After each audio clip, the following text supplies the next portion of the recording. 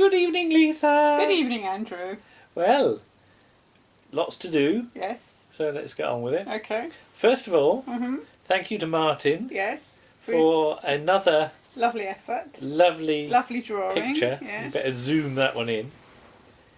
Which is the Round the Archives team, done as a family portrait, Yes. isn't it? And we even got the cats on there. Yeah, so it's me, you and Warren, and Paul and Martin in the background. Yes. And even the cats. And interestingly, Warren is now wearing your Charlie Brown type top. He is, yes. And you've got a Doctor Who top I've got on. a Doctor Who top on. I'm going to have to get a Doctor Who top. Showing off sort of Jodie Whittaker's rainbow. Yes. Isn't it? Okay, I'm going to move this lovely. way. Yeah. But, talking of rainbow, Yes. it's been a bit of a rainbow sort of evening for us. Well, yes. Well, me and you. For you, yes. And we've watched 2 episodes from 1989. Yes. Which frankly surprised me with how much there was in there and how much there is to talk about. Yeah. So, do you remember watching Rainbow? I do remember watching Rainbow, but I wouldn't have seen it at this point because I was sort of 17. So when would you have seen it? I would have seen mid to it late 70s? Yeah, mid to late 70s, possibly. I would say range of mid 70s to mid 80s. Because I say you're born, what, 72? 72, yeah. Yeah. So the optimum age to start watching it would be about 3, which would be 1975. Yeah.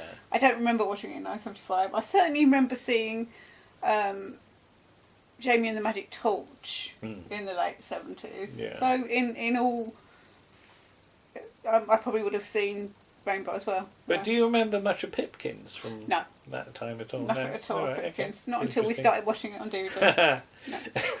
But Jamie and the Magic Torch, I have very strong memories of Jamie and the Magic Torch, simply because of the whole jumping through the hole in the floor and the dog and yeah. Okay.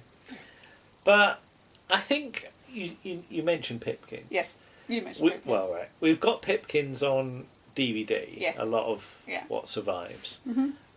We don't really have any sort of official releases of Rainbow. I don't think there are I'm not sure when it comes to DVD. No. There are anything. There's VHSs. Yes, I think. we had a kids' classic DVD which had Rainbow on it, but I think I gave it away a few years ago. Yeah. Probably regret that now. But what we saw today, there's one where Zippy wants to be a comedian. Yes. And another where Zippy sort of imagines himself as Batman. Oh yeah, Zipman. Zipman. But interesting, they're both very heavy Zippy based episodes, aren't they? And they're not the normal Zippy based episodes, because the normal Zippy based episodes, as you said, much like Hartley Hare and Pipkins, sees him up to doing something naughty and getting punished or shown that is not the way. This is the way you do it. Well, that's the thing. I mean, you're never quite sure what Zippy is. It's Zippy the Zip. He's just a thing with a zip in his mouth. Yeah. George is sort of established as a pink hippopotamus. Slightly pink hippopotamus. Bungle's a bear, obviously. But yeah, Zippy is very much the one who's often, it's the the lesson of the week, isn't it? Don't be mean, or don't eat too many sweets. Yeah. And Hartley Hare fulfills that. For Pipkins, yes. Yeah. Yes. But these ones, it's much more sort of Zippy's sort of dream or fantasy. Yeah, it's saying what Zippy's doing is not a bad thing, because it's not a bad thing to dream about being a comedian and to laugh. Yeah. In fact, the whole feeling of both the stories is it's good to laugh. Yeah. It's good to have fun and enjoy yourself. So the first one, and this actually that well, we've watched them round the wrong way. Yes. But let's do them in the order we saw them, because it doesn't really make any difference. But Zippy's watching the television. Yes. And Ernie Wise is on the I can't believe I'm saying this, but Ernie Wise is on the television. And he's telling jokes. Yeah. And there's They're not great jokes, it has to be said. No, they're sort of cracker jokes, aren't they? It's like sort of two ants on top of a cereal packet and they're running along and one ant says, "Why are we running?" Because it says to tear along the dotted line. To be honest, and I don't mean this to sound patronising, but they're the sort of jokes kids do find funny. Well, yeah, I mean, I admit I've got a childish sense of humour and I could have, I didn't laugh out loud, but I could well have done, so nothing wrong with the jokes at all. No. But sort of Zippy dreams of being on this talent show. Yeah, there's a talent show because Geoffrey comes down and says to him, "What are you watching?" And he says to him, "Oh, he's a very famous comedian." Yeah. Well, they go to bed, don't they? They go to bed. He says it's bedtime, but the next programme on after that is Who's a Lucky Person. Yeah. So it's some sort of talent show. So Zippy goes to bed. I love the way that they were all in the bed together. Yeah. I noticed though that Bungle's got a pillow, Zippy's got a pillow. George is in the middle. He doesn't seem to have a pillow. He's got like ends. George is a bit put upon. Yes, he's squashed in the middle. He probably gets rolled on by Bungle. And it's that weird thing that Bungle actually puts on pyjamas to go to bed, despite being naked through the rest of the day. Yeah. I don't understand that. But yeah, it does that sort of wobbly thing on the picture, doesn't it, to indicate you're going into a dream sequence. Yeah. And then you get this really glittery set that they've built. And really, really late 80s sort of game show theme music. Well, this is the thing. We watch a lot of game shows on sort of satellite channels. Yeah. And we have a game where we try and guess the year of the game show based on the set design and the appearance of the contestants and the music. And you're very good at getting them within like sort of plus or minus a year, aren't you? With hair, because with 80s, the bigger it is, the more the sort of middle of the 80s it is. But so you've got what Bungle does a sort of a ballet dance, and he's got this sort of tutu blue thing tutu on, yes.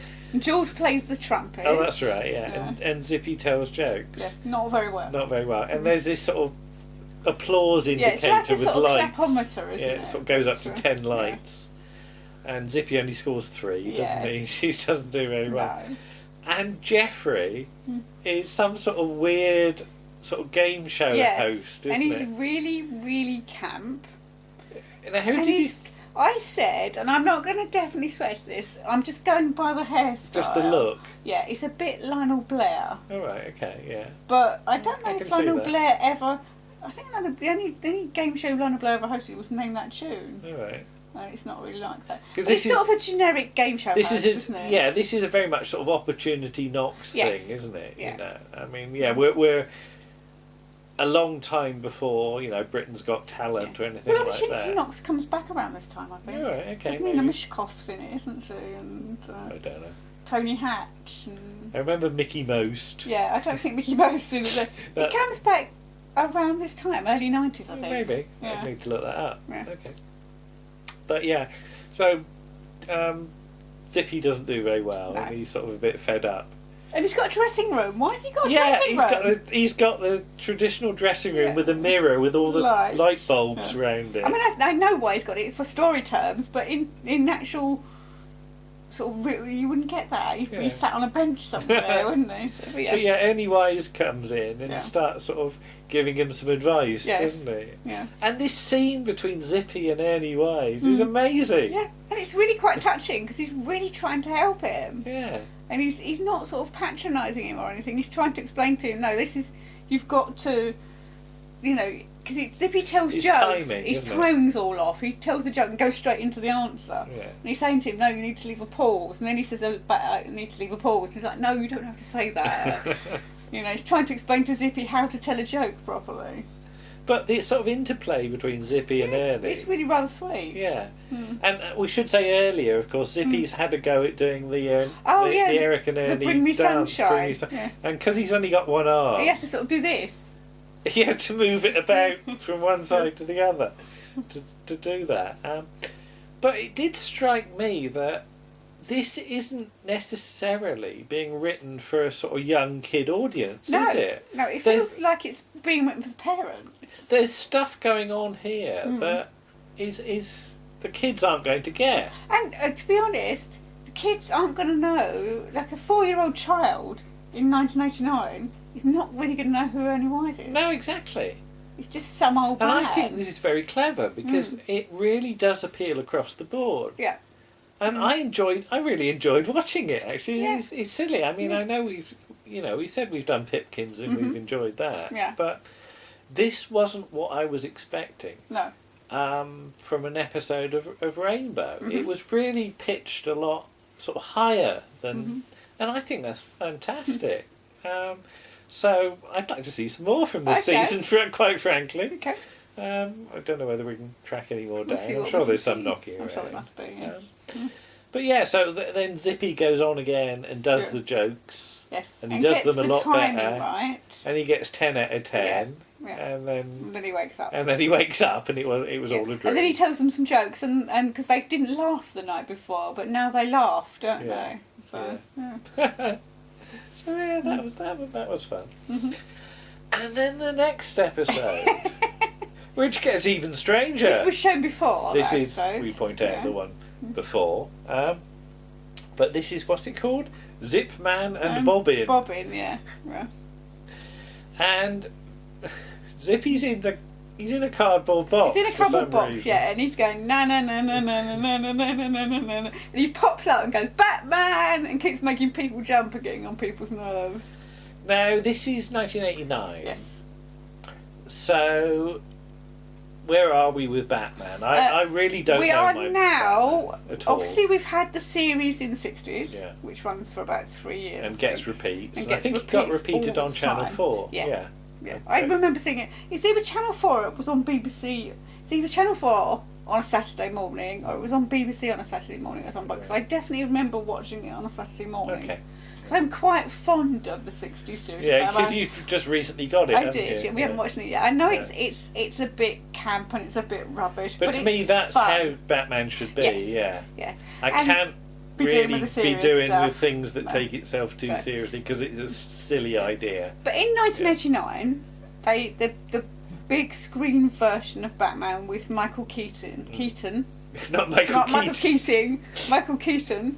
I'd love to see Villa as Batman. As Batman. And Jack Nicholson as the Joker. Right, okay. And various other people involved in it.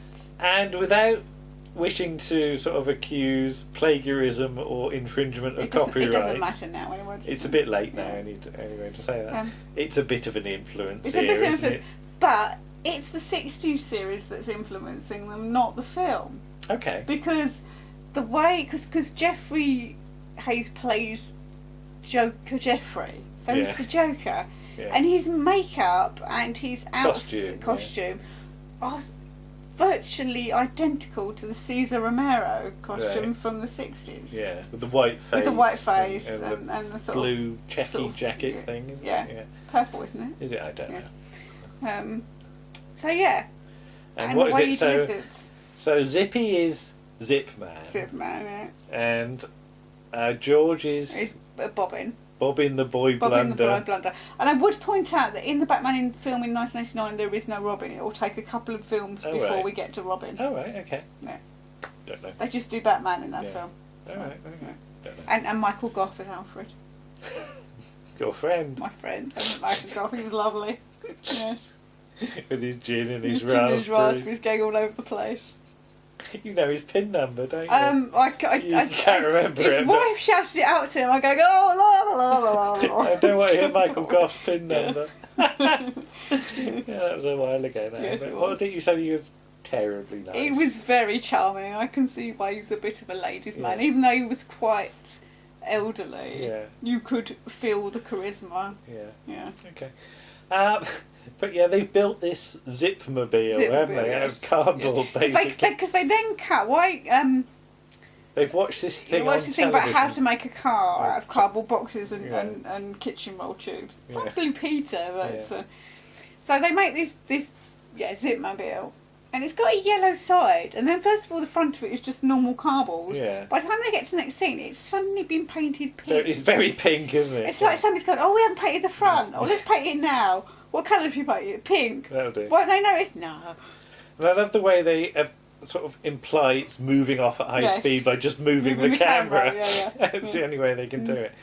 But what is it? Bungle is Sourface Bungle. Sourface Bungle. And he's like reading comics or something. And laughing. Yeah. Because Joker Geoffrey doesn't like people laughing. Yeah. It upsets him. So he's going to try and do away with all laughter, basically, like confiscating comics and stuff. And joke shop things. And But yeah, Zipman and forgotten his name, Bobbin. Thank you. Turn up. There's a joke shop spider knocking around. It's one of those big rubber ones. Yeah. It sort of comes down on a string. And that's the sort of thing that Paul used to use a lot in Sutton Park. Because I remember we went to a convention in Exeter, and it was on Halloween. And in the convention pack, you got a free rubber spider. Okay. And Paul was really excited because he thought, "Oh, I could use that." I'm sure it turned up in Sutton Park. I probably acted with it at some point. He probably is. Yeah. But yes, the what was it? Zipman's invented an invisible wall, haven't they, or something? And then they've got a flea in a box. Yes, and it makes them itch. An invisible flea. An invisible flea. And then it makes. Because they're hiding under a tarpaulin. It's not very a tarpaulin. badly. It's like a curtain. But yeah, Geoffrey starts laughing, doesn't he, or something? Because he's very ticklish or something. Yes. And thus the Joker is defeated, basically. Yeah. And then they cut back to the real sort of world. Yeah. And they've still got the box, and he's still getting on Geoffrey's nerves by doing na na na na na na na na na na na Batman. But that's the whole point of Zippy, isn't he? That he is annoying. He is. Yeah. But then finally, even Bungle says, "Well, no, it's good to laugh," and he tickles Geoffrey, and Geoffrey laughs and says he feels better because he's laughed. But I have to say how good an actor Geoffrey Hayes comes across. You know he is a good actor from seeing him in Z-Cars. Well, that's the thing. People assume that all he did was the persona that you sort of assume that you know from Rainbow. But of course, having seen him in Z-Cars, but even in these 2 episodes, he's having to play very, very different parts, isn't he? Yeah. And he really does show the range that he's got. Yeah, he's really good. So it's not just the Geoffrey in the dungarees that you might know, because even his appearance on what's the charades? Give us a clue. Because he's on there with Pertwee and Davison, isn't it? Yeah. And they've made him wear the dungarees. Yes. And you think, well, no, he should be as himself. He shouldn't just be that sort of persona. That wacky kid show. And I'm really pleased that they give him more to do in these episodes because he can do it, and he's very, very good. Yes. But the whole thing, I think, comes across as really rather. It's aiming high. By this point, it's not the sort of show we remember from kids. It's much more polished. Yeah, you tend to see the early stuff. If you're going to see clip shows, you see it very early on. You see the twangers. The twangers. The twangers, yeah. But by this point, it's very, very sort of polished. Yeah. So I'd like a proper release of this based on what we've seen, or at least I think the humour is being aimed at a more adult audience. You're not excluding the kids because it's still. But it's not the sort of kiddie patronising. Hi kids, kind of thing, is it? Which some shows can be guilty of, but this is nowhere Adrian near Headley, that. we're looking at you. Oh, bless. No comment. But yes, that was really good, and I'd like to say thank you to everybody that was involved because I enjoyed that. I enjoyed it too. So, thank you to anyone who might be watching who was involved with that. Hello.